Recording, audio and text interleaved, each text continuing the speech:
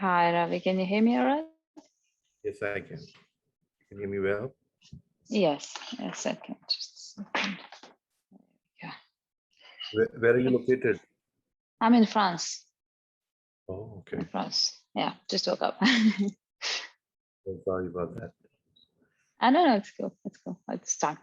Have kids, they have to go to school. Yeah. So, Tatiana, I have no clue about what the interview is about and what are we doing. So I need some context. Sure.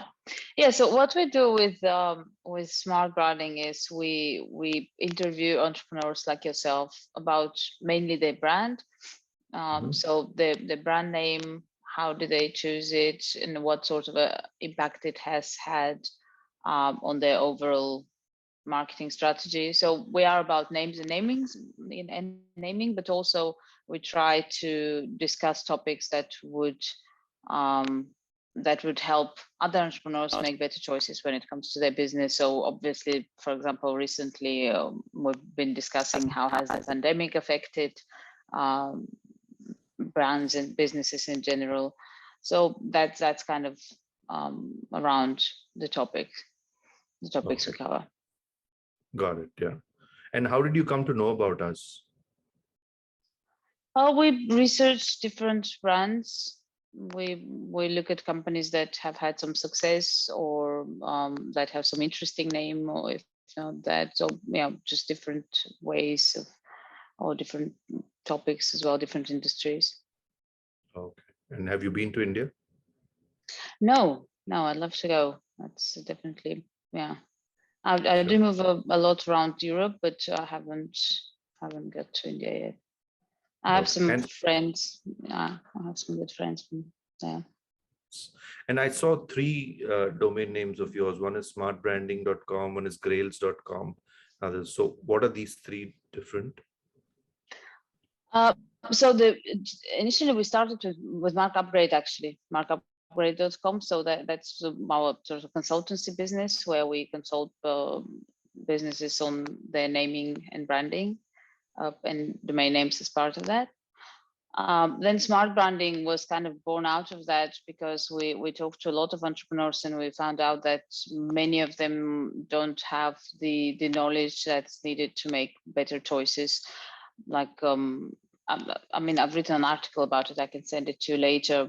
But generally, we look at the internet as if it's always been there, and it's been 30 years, which for an industry is not that huge, and you still have a lot of businesses that have not managed to adapt or to get the most out of it.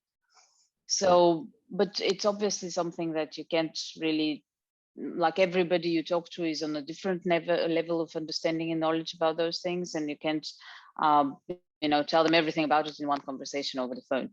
So yeah, that's how smart branding came about. So it's not like we don't have a model to monetize that. It's just literally site full of resources that we keep adding to that we hope will help people make better choices about their brands online. That's kind of all that is about. And Grails is a very recent project. So Grails is it's still around that topic, but it's more like we thought it's one thing to theoretically explain to people what is that and what is this and why is it good to have a good name and good domain name and good brand. But then another thing when we look at just data, just statistically. So we started doing those. We actually started with smart branding, and then we thought, no, that's a different thing. It should be on its own. So we started doing Grails, which is we analyze a lot of businesses. So by industry, by country, by a lot of different criteria, and we look at their names, their domain names, and how those compare. So then it's just data, and people can make their own choices. Sure. Cool. Cool. I feel like I'm being interviewed. No, sorry about that. No, it's cool. It's good. Yeah. Okay. Go ahead. Yeah. So yeah, tell me about you. What do you do at Robosoft? Yeah. So just before what I do at Robosoft, I just talk about a few minutes on myself. Mm-hmm. I grew up in Bombay, Mumbai, which is India's commercial capital, and I come from a small village in south of India when my parents migrated to Bombay. And I'm an engineer, electronics engineer, and an MBA in technology management. I'm also a student of ontology. Ontology is the science of human being and human existence. So I love understanding humans. So that's why I keep asking a lot of questions to people whom I interact How with. does Like, that affect your business? Do you think that helps you yeah, yeah. generally? Yeah, Yeah. we're in the people business, right? And both professionally and personally, it's all about people. I lead a team of around 1,100 people. So, and we are in the services business. So, motivating, leading, giving them a purpose, and interacting with them, and understanding their point of view, building those relationships and those emotional connects becomes very important. And as Mm. human beings, we're not trained to I mean, we're always trained to understand our own perspective and not trained to understand the other's perspective. And if I can do that in whatever better way I can, I think taking the team along and with a common purpose, and a shared vision makes it a bit easier. And Of course. so at the age of 26, I was introduced to this concept. It's an American company called Landmark Education. They're present in France also, they're present in India, and and globally. So there's a curriculum for living. Why do we behave the way we behave? Uh, uh, why do we react the way we react? We are driven from the past. How do we create a future from the future and not from Mm. the past? So when I have I mean, we already have some prejudice about how a boss is, or how a Indian is, or how an American is, or how a French is. We Mm-hmm. come with these filters, and Mm-hmm. can I look at somebody by dropping these filters and look and really listening to what the other person is saying rather than listening through the filters. So Mm-hmm. it's a difficult task. So that Yeah, I and can so imagine. yeah, it helps me Yeah. build relationships. So so I've been in the IT and the consulting field mostly, and my first job was selling solutions. It was computer aided design and CAD CAM solutions in Bombay. It was an American company called Intergraph. Then I did my MBA, and I worked with one of the largest IT companies called TCS, Tata Consultancy Services. The Tata Group is a big Mm-hmm. group in India, Yeah. and I think they globally, yeah, you yeah, it's struggle to global. find somebody who doesn't know them. That's correct. Yeah. So I was working with them, and then we came out. Some of us came out and created a company near Bombay. There's a city called Pune, sometimes called the Oxford of the East. There are a lot of Okay. universities around, and we created a company called Nihilant, and nihil in Latin means nothing. So Mm-hmm. I was heading the change management practice, change management consulting, helping organizations change, and and the philosophy was uh, that we can change is only possible when we can ground ourselves to a state of zeroness or nothingness.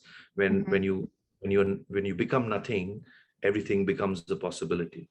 So that Mm-hmm. was the philosophy of nihilant, and nihil in Latin meant nothing. So, but if you are only changing from where you are, then you can only incrementally change. And in the past is still defining how Mm-hmm. it should be. But if you're grounding yourselves to zero, then a new possibility is created. So that was the philosophy. I was there for 17 years as part of the enterprise transformation and change management group. Then I got headhunted by a search firm called Spencer Stewart. To They were finding a CEO for Robosoft, and Robosoft is a 25-year-old company, and founders had started this company 25 years back. They had private equity investment, but they were realizing that they need a professional CEO to come in and grow the company. So I joined them end of 2017, And so Robosoft is headquartered in a small temple town, beach town called Udupi, Udupi. It's in south of India. It's a very, very small town, tier 4 town, but surrounded by good universities, nice food, nice, a lot of universities, temples, mosques, churches, great work-life balance.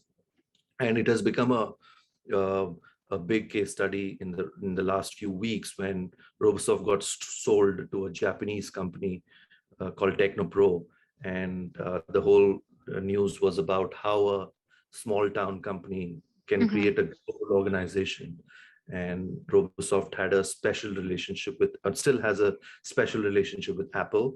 So back in '96, when Robosoft was created, everyone had Intel, Microsoft Intel machines, but Apple was still uh, uh, the design standard, but not a mass product yet. But Robosoft founders, they bet on Apple and did a lot of work on Apple games, applications, device drivers, and did a lot of work. And then when Steve Jobs launched iPhone, our founders were there in Cupertino, California, for the launch of iPhone.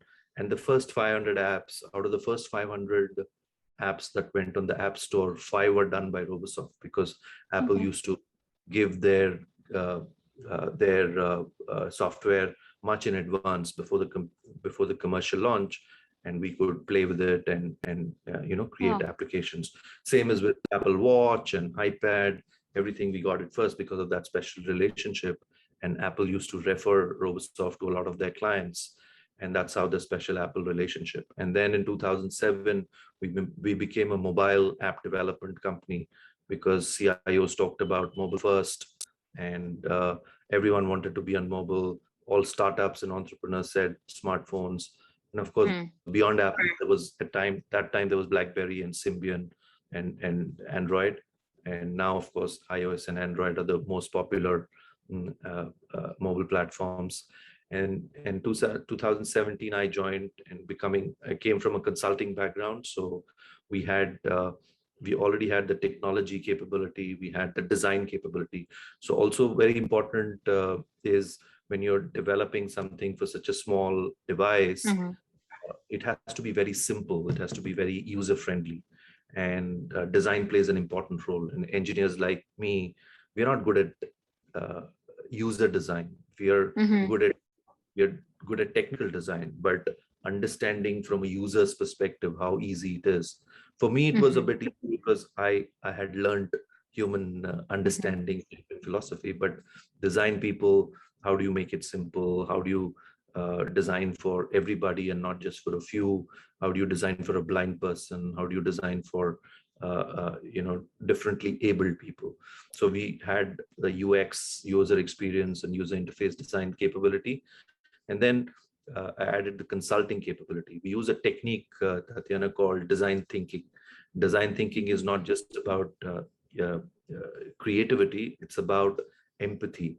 How do I empathize with the end user, who's the user of the platform that I'm building?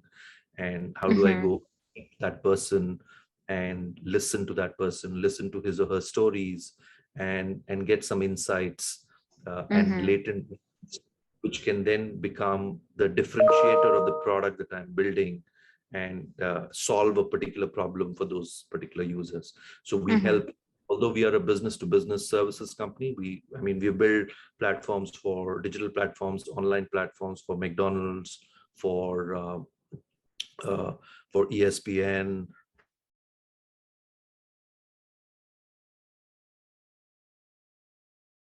Hello. For various brands. Yeah. Can you hear me? Sorry. Yeah, I just lost you there for a second. Yeah. Is it okay now? Yeah. Yeah. Is it okay? Yeah. Yeah. So we work with 2,000 plus brands, Walmart and McDonald's and Delta Airlines, ESPN, banks, Franklin Templeton, retail and e-commerce companies. So helping them understand what should be the features and functionality of the product, designing for that, and then building the technology, and then putting it up in production on the App Store. So we call ourselves a full service digital transformation company. And we've got offices in India, as I said, headquartered in Udupi, and other offices in Bombay and Bangalore. And in the US, we are in San Francisco, and in Japan, we are in Tokyo.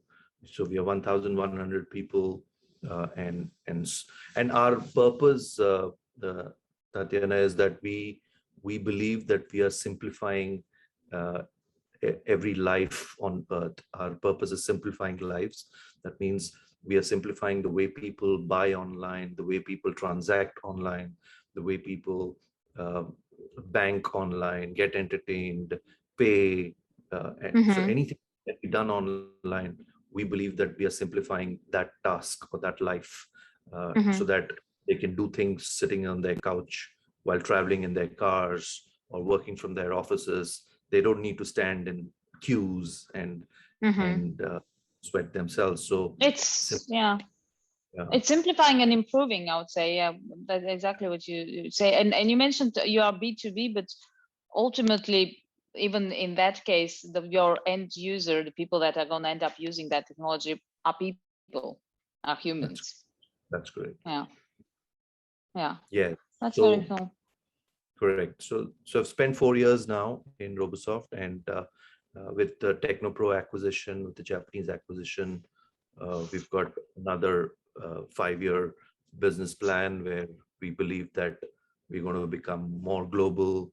We're going to add Japan as a huge market, and some of our folks, we are still, a lot of work gets done from India. So for us, the engineering work, and that might become more global by doing it more locally in the US, in Japan, and in Europe.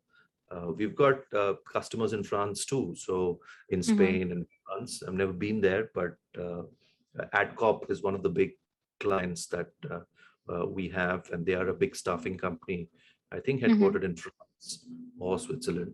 And so growth and simplifying people's online tasks is what we do. That's great.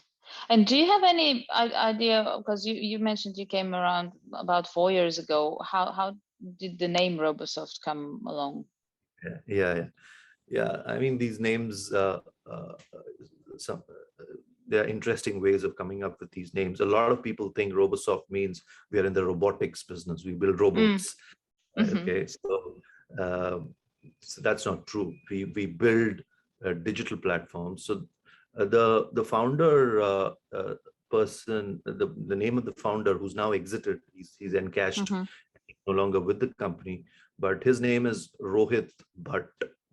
Okay. And Ro comes from there, and I think he probably said Robosoft, and I think he socialized that with others, and they said Robosoft doesn't really sound good, make it Robosoft, and came Robosoft. And then the logo, also, you see, it's a small R. If you see the logo, it's a small R. Comes from Robosoft with Rohit R, but it's almost like flying, like a bird. And there's a red color to it. So I think there is some background to it. I might be totally wrong if I'm really representing it the way it was created. I think it was created by chance, and that's how. And we continue to keep that brand and keep that logo and the red color. And it'll move on. So even with the TechnoPro integration, the brand will remain, and it's quite possible that TechnoPro is a $1.5 billion company. We are just a small $40 million company, but over a period of time, our brand is far more strong in the digital space. So we might list it separately as a separate entity and a bigger entity than TechnoPro. Yeah, that makes sense. You mentioned generally, literally, what you do is you help people in the digitalization process. And now with the pandemic, there has been a lot of, like, everybody is talking about acceleration of that process. And I've written an article about it, and it's literally on everybody's agenda to it's.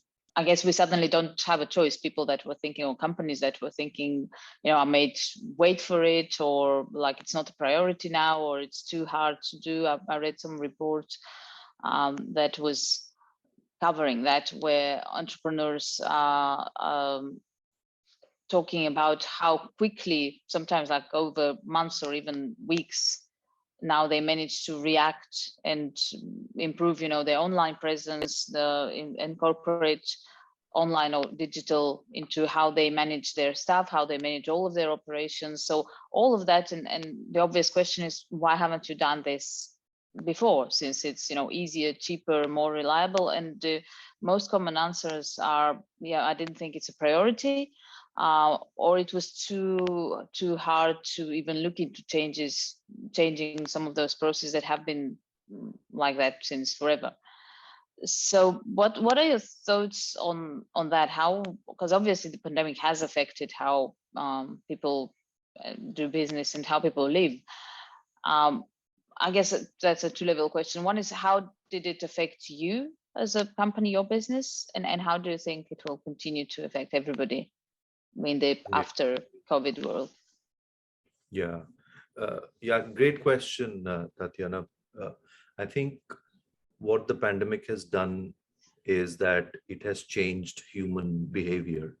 So we could have done all this fast tracking of digital transformation and digital experiences as service providers, as product companies, which is going to impact human beings. But whether the world was ready, whether humans were ready to buy online, and some of us were, but with pandemic we were forced to. I mean, in India we were largely a cash economy.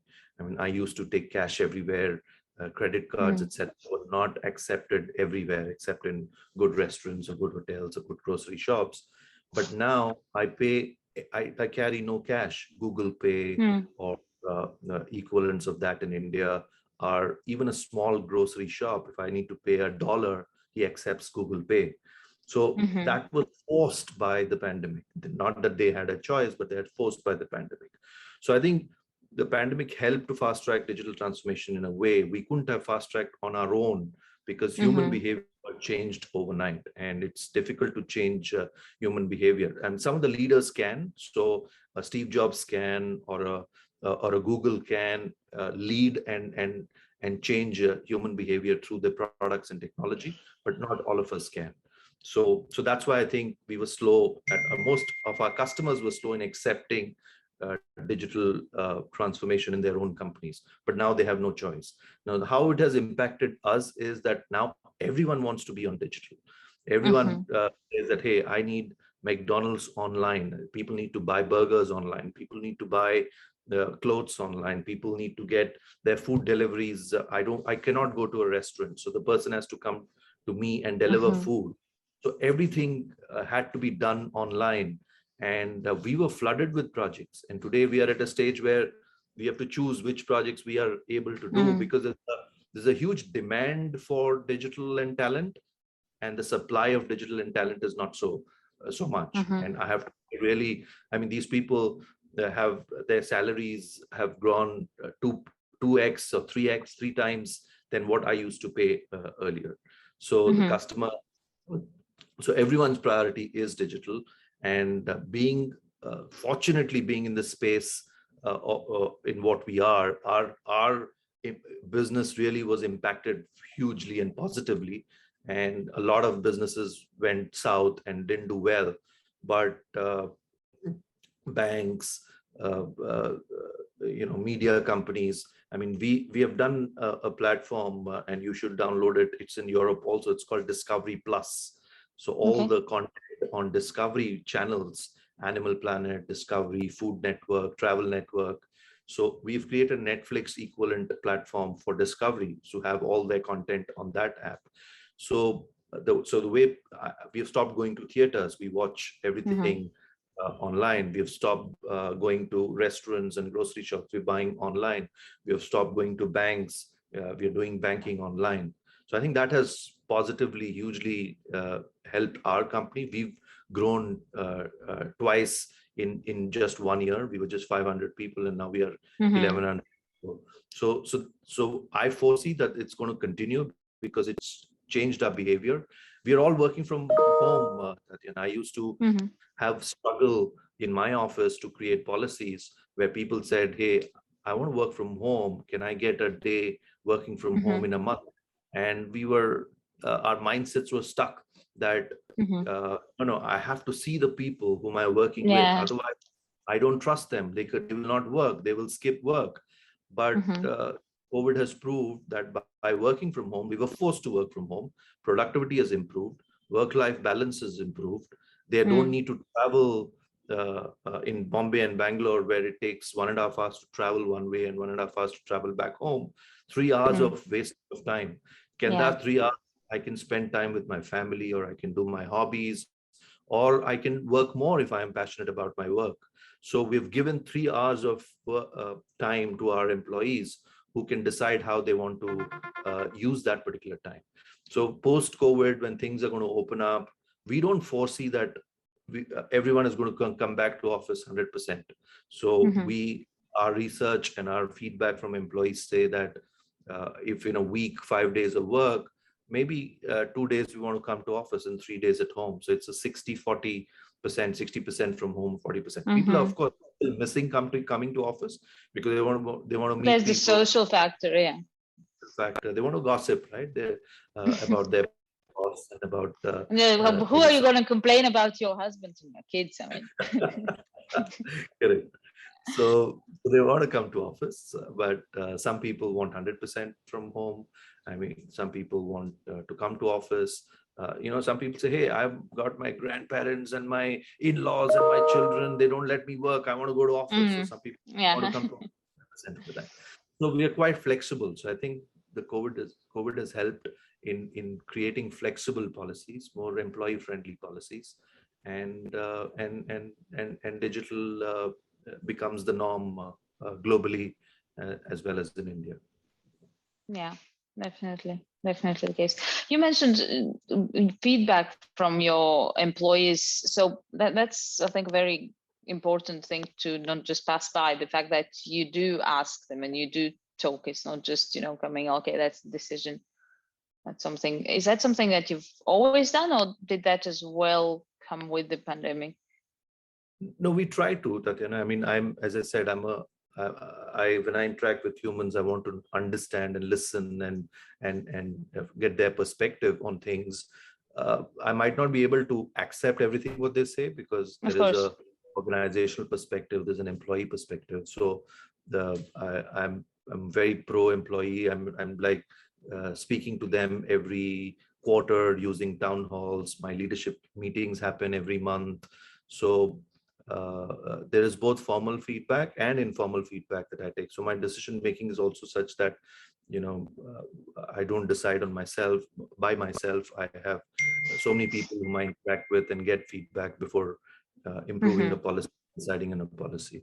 So yeah, it's not just during COVID that we've taken employee feedback, but we've been, a lot of people are saying change our bank account because a salary account, because the bank that we are working with is a public sector, government-owned bank, very slow, very bad on technology. Can we get to a foreign bank or a privately owned bank who can give us a better service? So I think we are changing that too. So I think a lot of changes are happening with Robosoft. That's great. And I don't want to hold you too long. I guess the last question would be: now that you've got acquired, what's next? What's next for Robosoft? Yeah, big things. We have got a 5-year plan. The company that acquired us, Tatiana, is a staffing company. So what they do is they provide engineers to their customers. Their customers are largely in manufacturing and automotive in Japan. So Toyota, Nissan, Mitsubishi are their customers, and they provide engineers to them. Although we have engineers, we don't provide engineers. We provide solutions solved by our engineers. So we are a solutioning company and they are a staffing company. So they have a vision to transform themselves from a staffing to a solutioning company. They've got 20,000 engineers I only have 1,000 engineers.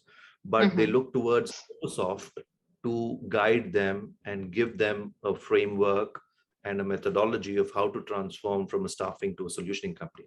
Because staffing company, is a commoditized business. Providing engineers, margins that you make is low. But if you're solving problems, if you're adding value, then your operating margins are quite higher, and customers ready to pay a premium for that. So our next 5 years is focusing on helping growing into a $1 billion solutioning company, becoming more global. Some of ours, including myself, we might shift to the US because US is a big market for us, and creating local capabilities and skills in the US. And so US and Japan become most important markets for us from a customer perspective. And then once we are fairly growing and successful in these markets, UK is also UK and Europe are important markets for us. So that's plan two. So that's going to happen in the next 2 years, but immediately US and Japan are big. So so huge growth, and because as you rightly mentioned, because of COVID and pandemic, everyone is talking digital. So if we don't take advantage of the opportunities that are available in the next 1 year, 2 year, 3 years, that will be not good. I mean, and we are expanding ourselves to take advantage of this growth. You're going to be very busy. That's a good thing. Okay, can I just ask one more question? I just thought of it because you keep talking about the type of clients you work with, and I'm sure from our audience, like not everybody is McDonald's. Like what does a business, what size or what type of business does one have to be able to work with you? Good question, Tatiana, because while I talked about big companies who are transforming themselves in the digital space, we work with a lot of startups. So today, I mean, there's a big startup in India. It's called Paytm. Today, it's valued at almost $10 billion, and they're going IPO. And we started work with them when they were nothing. They were like, I have an idea. The entrepreneur said, I have an idea. And the idea was that we want to do peer-to-peer payment. If I want to pay $10 to Tatiana, can I do it through my mobile? That was like 10 years back. And that was the idea. Built that. And of course, we charge for the work that we did. But today, they have become what they call themselves as a super app. That means you don't do just payments on it. You do e-commerce, you do banking, you do ride sharing, you can do everything. It's like a super app. That has happened over a period of time. But we were involved when they were almost like $0. And today they're at a $10 billion valuation. So we work with entrepreneurs who have an idea, who believe that this idea is going to grow big. Some will, of course, grow big, some might not. But we work with them to take them to a certain stage where then they can take that to VCs and private equities and get some Series A, Series B, Series C funding, which they can use for building more technology and more platforms and using it for digital marketing. So our customers are both startup entrepreneurs who are bootstrapping and probably have Series A, Series B funding. At the same time, enterprises who believe they're losing out to these new age startups. And if they don't transform themselves to becoming more agile and more digital, so you've got both type of customers. Yeah. So if I sum it up correctly, I guess the vision is a keyword from what you said. Like, yes. I mean, even if they have an idea, it has to be the sort of idea that would warrant that growth and that reinvestment and development. Yeah. Yeah. Have they found an opportunity where they're solving a problem at scale? So they believe that they can solve millions of lives problems because of one opportunity that they saw. I mean, like we are taking an example of a company in India which is saying that they're going to revolutionize the laundry business. So they'll come up laundry from my home. They will get it ironed, washed, dry cleaned, etc. Earlier, I had to go to my next door laundry shop, maybe a few meters or kilometers or miles away, but now they're saying they'll all do it digitally. So they'll come and pick it up and they'll go and do this. It's a small idea, but That's India, yeah, but a huge opportunity if they can do it at scale. yeah, absolutely. That's a good idea. It sounds simple, but immediately like, yeah, that's and would also make more people do it, because you're looking at what is the market of people using that service now, but it's limited to the people that can be bothered, or there is something close enough and they have the time, etc., etc. So yeah, not a bad idea. Yeah. Cool. All right. Well, I'm gonna let you go. That's been an absolute pleasure. I think we've discussed a lot of very interesting and valuable information that our audience would benefit from. Thank you very much.